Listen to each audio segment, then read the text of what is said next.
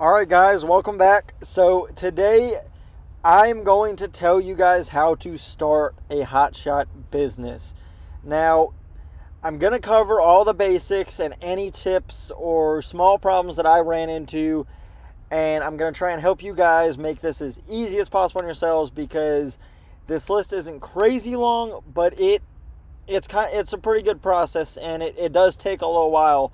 Don't let this list make it seem like, oh, I can get this done in like 2 days, because that's not the case. So I just want to make that very clear. I do know ahead of time because I already had a lot of this stuff. I have a whole list of things to go over. I have a couple of I forgots, and I will tell them. There's like two things that I'm not 100% on, and I will tell you what they are when I get to them on the list. So the smartest thing that you can do, which I personally did not do because I knew for sure that I was going to do it no matter what, and I already had an idea in my head what it was going to be, which was ridiculous, is you need to get an insurance quote. You need to go find yourself a truck and a trailer that you, not just anyone, one that you're wanting to use. Like, I'm sure if you're already wanting to start this business, you already have an idea. So let's say you got, or maybe you already have it. So let's say you got like a 2010 Dodge 3500.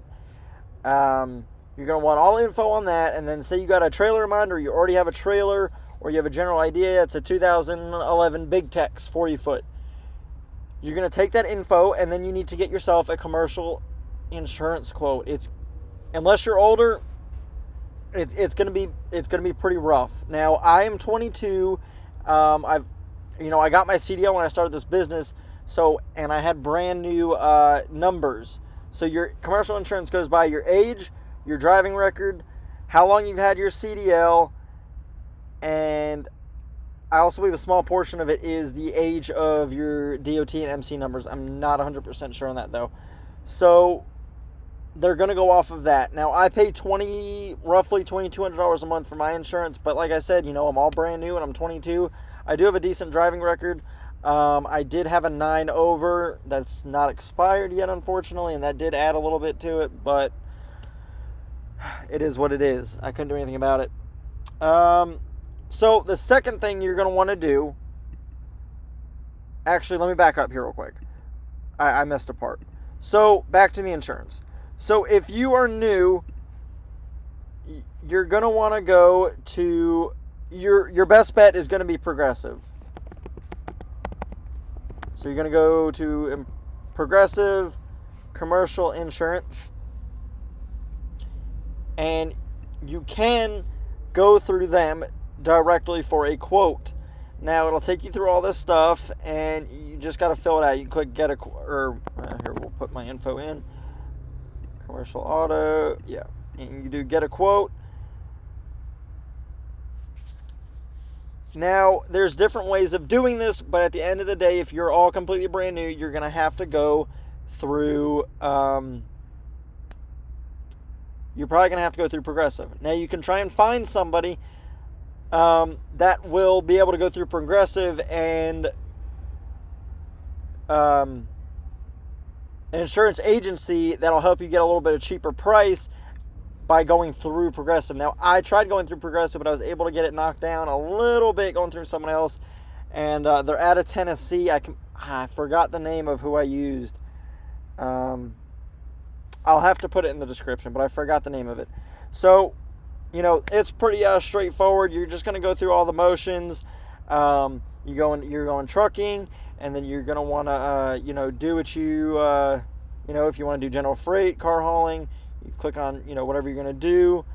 They even have pickup truck on here.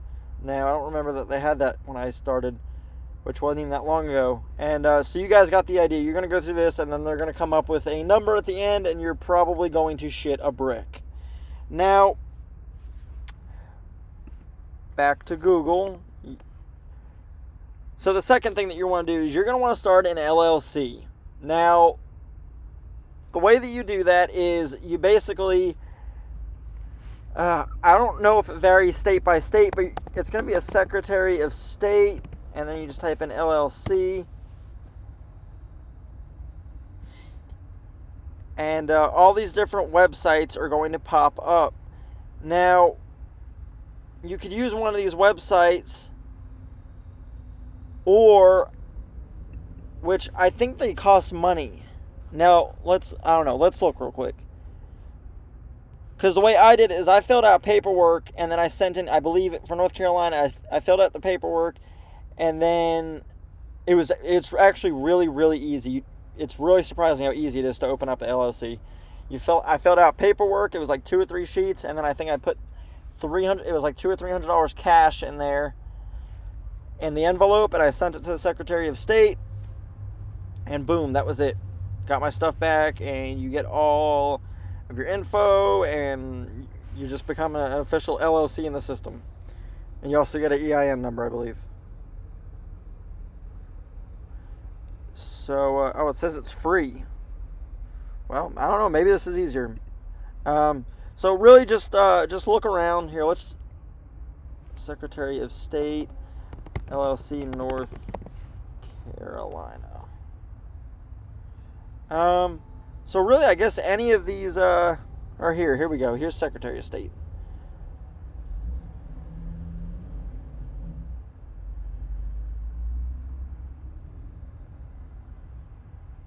Business registration. Let's try that.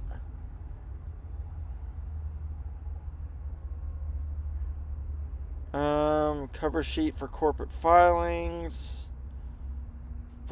See over here you'll be able to find this is the website. This is everything that you need to know. Now some of these are to articles of correction, correct errors in a document. Every time you want to change something around, like the position of somebody in the business or anything like that, you have to resend the paperwork in. You go over to forms and fees. That's what I just clicked on. So yeah, you're going to want to get your LLC in. It's super easy and doesn't really take much. I'm trying to find the main page that you guys need. Articles of merger. Let's see. Oh yeah, and if you do a check, it has to be through, you got to do NC Secretary of State. They're very picky. Everything on it has to be super perfect or they will not accept it. That's another thing I forgot. Everything on the form that you fill out has to be perfect. Let's see.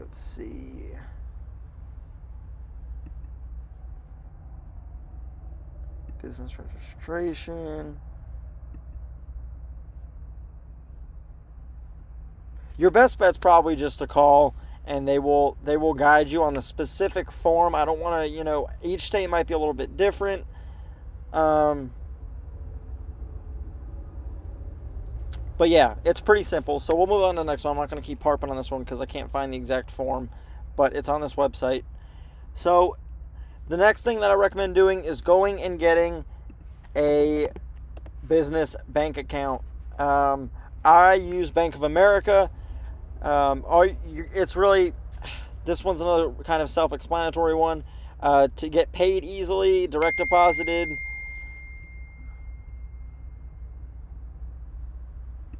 Sorry. If you want to get direct deposited from brokers or your direct companies or anything else, you're going to have a direct, or you're going to have to have a bank account. So I use Bank of America business account. And now you don't necessarily have to use Bank of America. That's just what I've had since I was younger. They've never really done me wrong.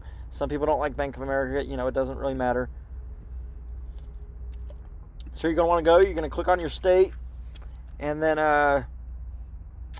there's only so much that I can actually go through. So you got the fundamentals checking and then the business advantage checking. Now, it looks like it's only a $15 difference on. I'm not sure which one I actually have. Oh, I have the fundamentals. Yeah, I have the fundamentals. So, but yeah, you just sign up for a card, and then you'll get a debit card and a checking account, and then I think simultaneously you can also, file for a business credit. And at the, at opening business, it's kind of like starting all over again with your credit, and so it's not going to be too much. But over time, as your credit as your business grows older and your credit grows with the business, then your credit will start growing, and it's just kind of like when you were never had a credit card or your regular credit before. So the next thing, and this is one of the biggest mistakes that I made. I got just about all my stuff done, got super excited, said, oh, I'm going to be driving soon, blah, blah, blah. I was like, I just need to get my MC number and my DOT number, and I'm good to go. Because, I was like, oh, the DOT number is only, only takes 24 hours. Correct. It does only take 24 hours. The MC number takes 21 days after it's filled out and sent in. There's a grace period. I forgot why, but it has to do with basically so you can't just keep opening and closing MC numbers, because there's some sort of loophole in the system and that people used to open and close them all the time, and they put that 21-day grace period in there, so that way that kind of was a deterrent. So go on Google, USDOT number, and now you can pay somebody to do this, or you can do it yourself. The FMCSA is going to have just about every answer you need. The site is kind of just tricky. It's a what? No, this is not what I was looking for. This is if you want your own authority and you're not leasing on, by the way.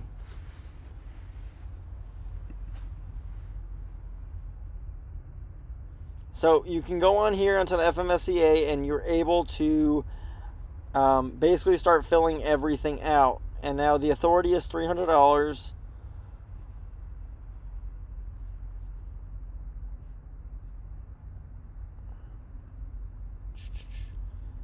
And there's a whole bunch of different ways you guys can go about this, but I think you can do it yourself. It's not that hard. For whatever reason, I paid somebody to do it. It was really cheap, and I was starting to get really stressed out with doing all this stuff, and I don't remember why, but I just had someone else do it. And they also did what is called the BOC-3, which they also did it for me. Now, I'm not really sure, actually, to be honest, what this is, but you have to have it. It's a BOC-3.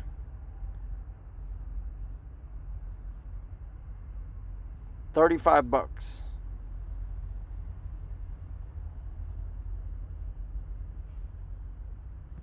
So there's that. You got to have that. Now, this is probably going to be basically a double, but you also need your MC number. Now, basically the same idea, except like you can pay someone to do all the paperwork for you, or you can do it all yourself, and that's going to go back to the FMCSA. You're gonna go on here, and it's gonna kind of walk you through the exact process.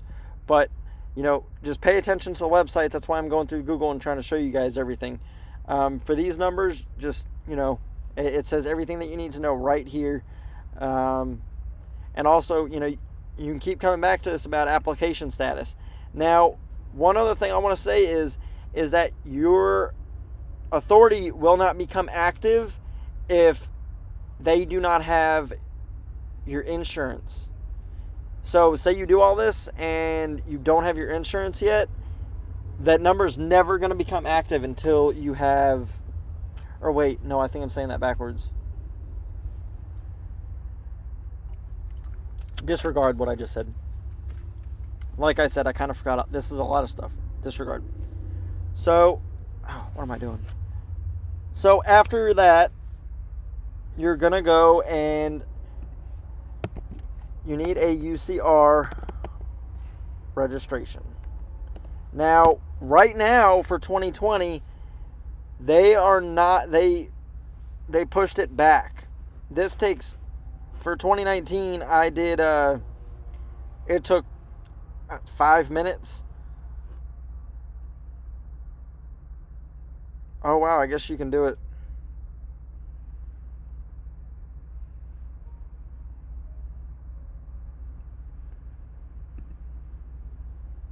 So let's see.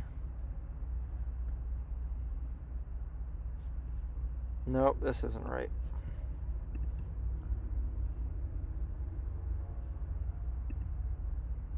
There's so many third parties for this business that it's ridiculous. So as we speak, like I said, the 2020 UCR registration is delayed, as this says. So I don't really know what's going on with this, and nobody else does, but it does say that it is delayed until further notice. So as of right now, it's technically one less thing you got to do. I don't know why it's delayed, but it is. But I had to do this. But it takes literally, like, if it ever comes back, or unless they make drastic changes, it takes, like, I did it on my phone in like 10 minutes. You just fill out a couple things, and I think it was like $45, and boom, done. That was it. It was over with. So next we're going to get to the truck and trailer. Now this one is going to be, you might already have a truck and trailer. You might be using a personal one that you're turning into a work truck. But at this point, if you've gotten this far, you are ready to go pick out a truck and trailer. Now, it's really just that simple on this one. You pick out your truck and trailer. I don't know what you want. I don't know what you're getting. I don't know if you're doing CDL, non-CDL, but pick out the truck and trailer that you plan to use, whether it be a flat deck, car trailer, a wedge, a 5-car, a short bed, single wheel, a dually, whatever your heart desires. So you need a truck and trailer. Now, once you get that truck and trailer, it needs to be federally inspected or commercially inspected. Dang.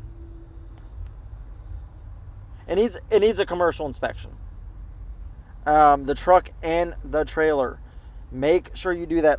I've noticed that lately they're asking a lot on them, and officers have been telling me that they've been nailing a lot of guys that have no inspection. So just make sure that you get the inspection. It's like, I think $100. It's like $50 each or $55 each for the truck and the trailer. And then make sure you keep the stickers on you. They will give you a citation very quick for this one. So make sure you do it. All right, so here's a tough one. IFTA, your fuel tax.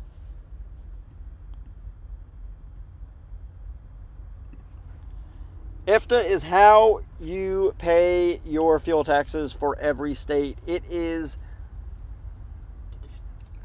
a pain in the ass. Now, I think this is not the right website.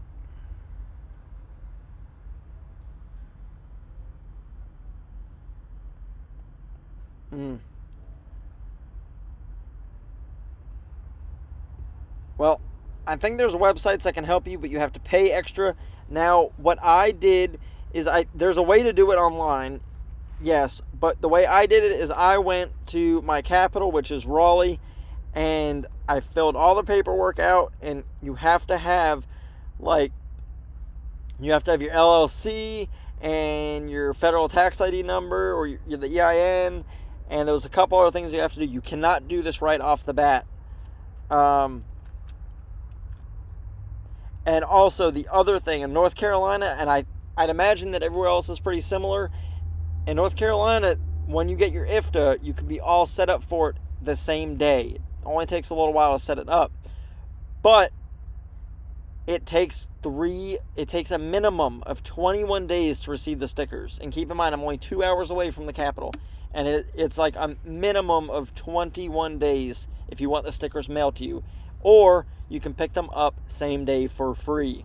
So if you want to save a little bit of time and aggravation, get them mailed to you, but just make sure that you do it as early as you can, because like I said, you do need some stuff to get these stickers, but it takes 21 days to come by mail. So after IFTA, now this one's kind of random, but you need to remember to have your CDL and have all proper, if you want endorsements or whatever you're getting. You need a Class A if you're running Hotshot. No, a Class C is not going to work, and no, a Class B is not going to work. I'm not going to explain why. If you are curious, just because I really don't want to make this video too long, as it's going to be long enough. If you have to, if you're either running non-CDL or you need a Class A. There's no in between. So that really just falls onto what you're doing. I can't help you on that one. You need to go to your DMV. You're going to pay a couple fees. You're going to get a permit.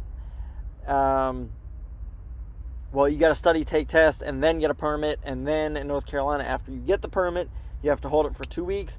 And then you can go back to take the rest of your CDL test and have your full license. So yeah, just call your local DMV for any questions you got about that one. Ooh, all right, so this is another thing that's not going to be computer related, so you're just going to have to stare at Google. I apologize.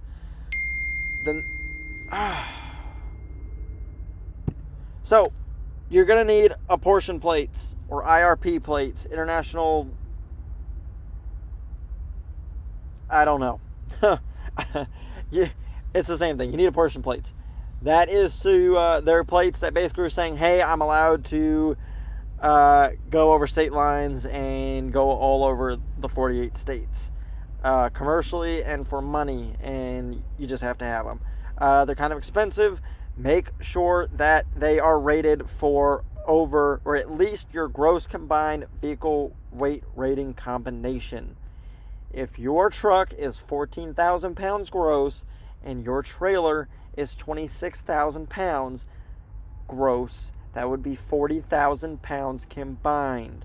Make sure you get a 40,000 pound tag. Because if you get a 35,000 pound tag and your truck and trailer are maxed out and you are at 40,000 pounds and DOT says, hey, you weigh 40,000 pounds. Hey, your trailer or your combination, weighs 40,000 or 40,000 pounds on the scale, and your truck and trailer are or your truck is rated for 35,000. That's going to be a very, very hurtful ticket.